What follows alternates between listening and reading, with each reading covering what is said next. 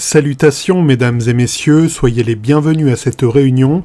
Prenez place autour de la table centrale de la grande bibliothèque du château.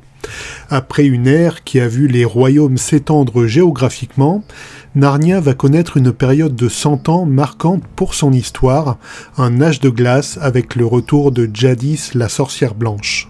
La chronologie de C.S. Lewis lui-même et Walter Hooper, qui, je le rappelle, est un document de travail pour le romancier, place l'événement du retour de la sorcière blanche à Narnia en l'an 898.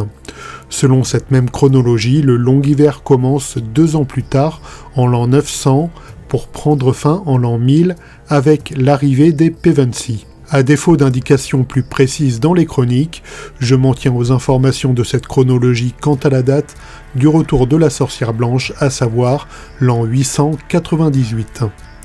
Aucune chronique de Narnia ne se déroule pendant le long hiver de ce terrible âge de glace, à l'exception du premier livre, Le Lion, la sorcière blanche et l'armoire magique, qui raconte la fin de cette période.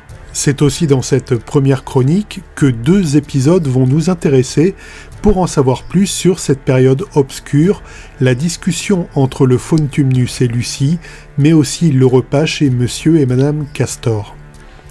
La discussion entre Lucie et Tumnus a lieu très peu de temps après l'arrivée de la jeune fille dans le royaume de Narnia.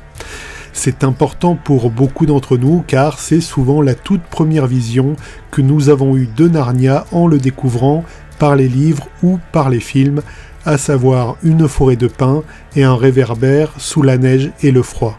C.S. Lewis est discret sur les âges que peuvent atteindre les créatures de Narnia. Nous ne savons donc pas si ce que raconte Tumnus à Lucie provient de ses propres souvenirs ou d'éléments transmis par ses propres parents. Difficile de se prononcer à la lecture de la chronique. À titre personnel, je pense que la simplicité de la formulation semble sous-entendre que le faune a lui-même connu le temps avant l'arrivée de la sorcière blanche. Cependant, difficile d'être affirmatif là-dessus. L'histoire de l'évocation du père de Tumnus qui serait parti à la guerre est une invention de l'adaptation cinéma de 2005, on n'en trouve pas trace dans la chronique. Voici un extrait de ce que dit Tumnus à Lucie. Il raconta l'été, lorsque les bois reverdissent et que le vieux Silène, sur son âne ventru, vient leur rendre visite. Et parfois c'est Bacchus lui-même qui se dérange, et alors les eaux des rivières se transforment en vin, et la forêt tout entière s'abandonne aux réjouissances pendant des semaines. Évidemment, maintenant c'est toujours l'hiver, ajouta-t-il tristement. On a donc une idée de ce qu'est ce long hiver, cet âge de glace, en constatant ce dont sont maintenant privés les Narniens. Il n'y a plus de joie, les dieux rieurs et pleins de vie n'ont plus droit de cité, place au froid et à la désolation. Nous apprenons peu après que le régime pendant ce long hiver était probablement très strict avec beaucoup d'interdictions. En effet, en revenant à la maison de Tumnus mise à sac, les frères et sœurs Pevensie trouvent une lettre d'arrestation signée Mogrim, chef de la police secrète de la reine, qui s'avère être un loup. Nous sommes bel et bien plongés dans un des moments les plus sombres de l'histoire de Narnia.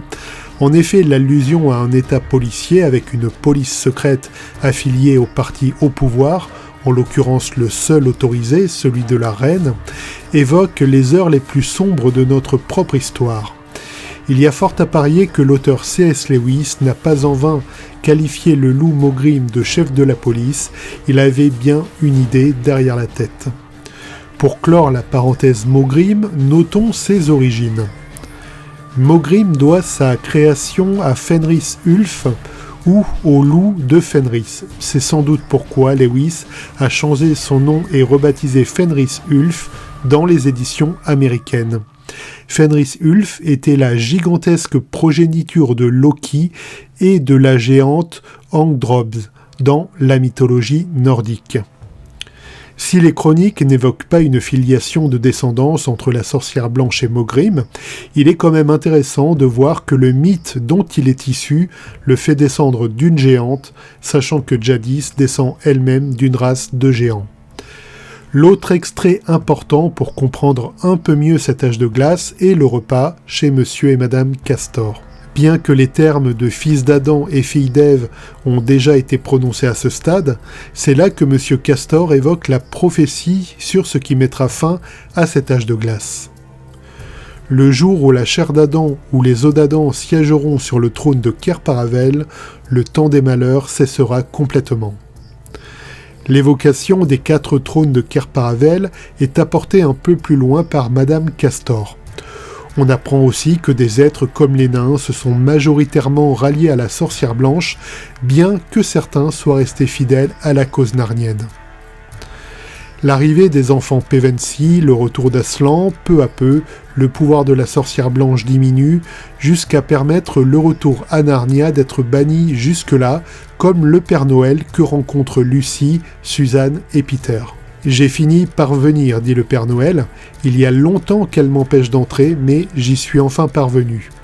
Aslan arrive, le pouvoir magique de la sorcière est en train de s'affaiblir. » La suite, vous la connaissez, je pense. C'est toute l'histoire narrée dans la première chronique de Narnia, la victoire d'Aslan et des Narniens sur les forces de la sorcière blanche, ce qui met un terme au règne de malheur et de froid et clôt, vers l'an 1000, ce sombre âge de glace.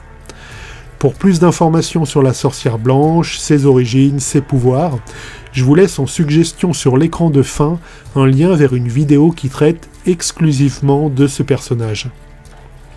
Au long hiver va succéder un temps bref, mais intense et joyeux dans l'histoire du royaume, un temps dont on parle encore avec nostalgie du temps du roi Caspian. C'est l'âge d'or de Narnia avec ses 4 rois et reines. Mais ça, vous vous en doutez, ce sera pour une prochaine fois. Chers amis, je constate que notre dernière bougie va bientôt s'éteindre. Je n'arrive presque plus à lire mon parchemin. Je vous invite à regagner vos demeures.